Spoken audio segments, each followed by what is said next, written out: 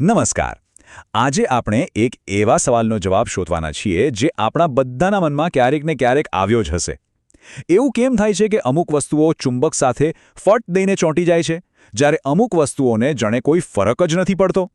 ચાલો, આજે આ રહસ્યની પાછળ રહેલા વિજ્ઞાનને એકદમ સરળ ભાષામાં સમજીએ. આ સવાલ તો સાવ સીધો સાદો છે નહીં? આપણે બધાએ જોયું છે. ફ્રિજ પર ચુંબક લગાવીએ તો તરત ચોંટી જાય, પણ એ જ ચુંબક તાંબાના લોટા પાસે લઈ જાવ તો કશું જ નહીં. તો આ ફરક શા માટે છે? વેલ, આ કોઈ જાદુ નથી. આની પાછળ છુપાયેલું છે શુદ્ધ વિજ્ઞાન. અને ખબર છે, આ આખા રહસ્યનો જવાબ ક્યાં છુપાયેલો છે? એ છુપાયેલો છે પદાર્થના છેક અંદર, એના અણુઓમાં, અને એમાં પણ ખાસ કરીને એના ઇલેક્ટ્રોનની ગોઠવણીમાં. હા, બધો ખેલ આ નાનકડા કણોનો જ છે, જે નક્કી કરે છે કે કોઈ વસ્તુ ચુંબક તરફ ખેંચાશે, એનાથી દૂર જશે, કે પછી એને કોઈ અસર જ નહીં ખાય. તો ચાલો શરૂઆત કરીએ પહેલા પ્રકારના પદાર્થથી. અને સાચું કહું તો આ કદાચ સૌથી વધુ આશ્ચર્ય પમાડે એવો પ્રકાર છે. આપણે એવા પદાર્થોની વાત કરવાના છીએ જે ચુંબક તરફ ખેંચાતા નથી, બલકે એનાથી સહેજ દૂર ભાગે છે. જી હા, આ પદાર્થો ચુંબકથી અપાકર્ષાય છે, એટલે કે એનાથી દૂર ધકેલાય છે. હવે એક વાત ચોક્કસ છે કે આ અસર એટલી બધી નબળી હોય છે ને કે આપણને રોજિંદા જીવનમાં એનો કોઈ અનુભવ જ નથી થતો. પણ એ છે ખરી? હવે સવાલ એ થાય કે આવું કેમ? તો જુઓ, ડાયામેગ્નેટિક પદાર્થોમાં શું હોય છે કે બધા ઇલેક્ટ્રોન જોડીમાં હોય છે, કપલ્સમાં. હવે કલ્પના કરો કે એક ઇલેક્ટ્રોન ઉપરની દિશામાં ફરે છે તો એનો જોડીદાર બરાબર એનાથી ઊંધી એટલે કે નીચેની દિશામાં ફરે છે. આનાથી શું થાય? બંને એકબીજાની ચુંબકીય અસરને કેન્સલ કરી નાખે છે. પરિણામ ઝીરો. શરૂઆતમાં કોઈ ચુંબકત્વ જ નહીં. પણ પછી જેવું તમે કોઈ મજબૂત ચુંબક એની પાસે લાવો એટલે તરત જ આ ઇલેક્ટ્રોન જાણે સક્રિય થઈ જાય છે. એ લોકો શું કરે છે? એ બહારથી આવેલા ચુંબકીય ક્ષેત્રનો વિરોધ કરવા માટે પોતાનું એક નાનકડું પણ વિરુદ્ધ દિશાનું ચુંબકીય ક્ષેત્ર બનાવી દે છે. અને આ જે વિરોધ છે ને, એ જ આપણને હળવા અપાકર્ષણના રૂપમાં દેખાય છે. અને ઉદાહરણો સાંભળીને તો કદાચ નવાઈ લાગશે. પાણી, હા, આપણે જે પાણી પીએ છીએ એ, તાંબુ, સોનું અને હવા પણ, આ બધી જ વસ્તુઓ ડાયામેગ્નેટિક છે. અને બસ આ જ કારણ છે કે તાંબુ ચુંબક સાથે કેમ ચોંટતું નથી. ઓકે, તો ડાયામેગ્નેટિઝમ તો સમજાયું. હવે વારો છે બીજા પ્રકારનો, પેરામેગ્નેટિઝમ. આ એવા પદાર્થો છે જે ચુંબક તરફ થોડું આકર્ષણ બતાવે છે, પણ એમાં એક ટ્વિસ્ટ છે. આ આકર્ષણ બહુ કામચલાઉ હોય છે.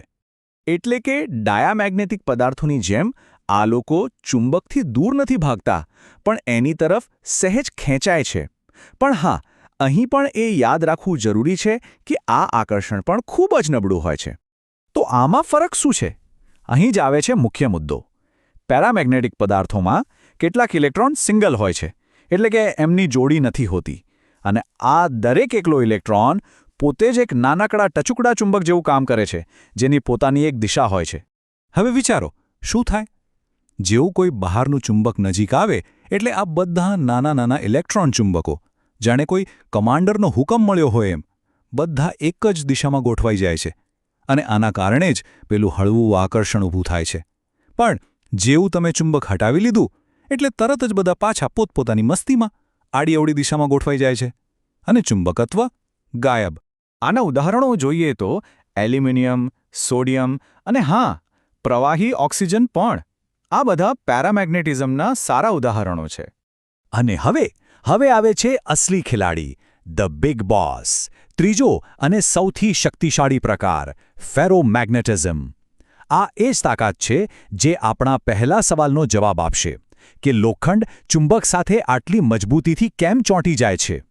અહીં હળવું કે નબળું જેવા શબ્દો ભૂલી જ જાઓ.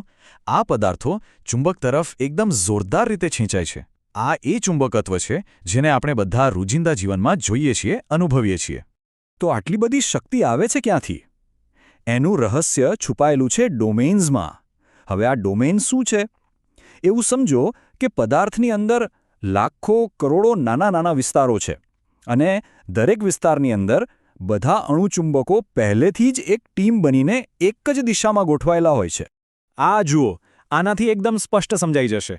સામાન્ય સ્થિતિમાં શું હોય છે કે આ બધા ડોમેન્સ છે ને એ અલગ અલગ દિશામાં મોં કરીને બેઠા હોય છે, એટલે એકબીજાની અસરને રદ કરી નાખે છે. પણ જેવું કોઈ બહારનું ચુંબક આવ્યું એટલે જાણે કોઈએ સીટી વગાડી હોય અને આખી સેના એક જ દિશામાં ગોઠવાઈ જાય. બસ એવું જ થાય છે. બધા જ ડોમેન્સ ફટાફટ એક જ દિશામાં ગોઠવાઈ જાય છે. અને આ જે ટીમવર્ક છે ને, એ જ બનાવે છે જબરદસ્ત ચુંબકીય શક્તિ. અને હવે આવે છે સૌથી મહત્વનો મુદ્દો. પેરામેગ્નેટિક પદાર્થોમાં શું થતું હતું? ચુંબક હટાવ્યું અને બધું પાછું પહેલા જેવું. પણ અહીં એવું નથી. અહીં તમે ચુંબક હટાવી લો ને તો પણ આ ડોમેન્સ પોતાની ગોઠવણી જાળવી રાખે છે. જાણે કે એમની યાદશક્તિ હોય, તેઓ પોતાનું ચુંબકત્વ યાદ રાખે છે. અને બસ આ જ ગુણધર્મને કારણે આપણે કાયમી ચુંબક બનાવી શકીએ છીએ. તો આપણા પહેલા સવાલનો જવાબ એ અહીં જ છે. લોખંડ, નિકલ અને કોબાલ્ટ આ બધા ફેરોમેગ્નેટિક પદાર્થો છે. અને એટલે જ એ ચુંબક સાથે આટલી મજબૂતીથી ચોંટે છે. તો ચાલો અત્યાર સુધી જે પણ સમજ્યા એને ફટાફટ એકસાથે સરખાવી લઈએ, જેથી બધી વાત એકદમ સાફ થઈ જાય. જુઓ, આ ટેબલ પર એક નજર નાખીએ. ડાયામેગ્નેટિક એટલે કે જે ચુંબકથી સહેજ દૂર ભાગે. પેરામેગ્નેટિક એટલે કે જે સહેજ આકર્ષાય પણ ખાલી ચુંબક હોય ત્યાં સુધી જ.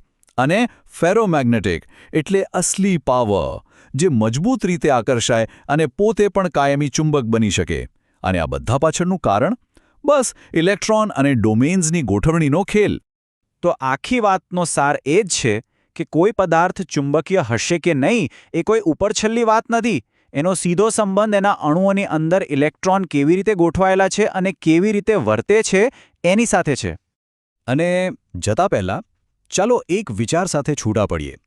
ખાલી એક પળ માટે કલ્પના કરો કે જો આ ફેરોમેગ્નેટિક પદાર્થો એટલે કે લોખંડ, નિકલ, કોબાલ્ટ જેવી વસ્તુઓ હોત જ નહીં, તો આપણી આસપાસની દુનિયા કેવી હોત?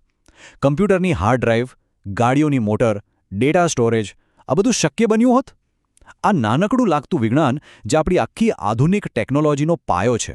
ખરું ને? વિચારવા જેવી વાત છે.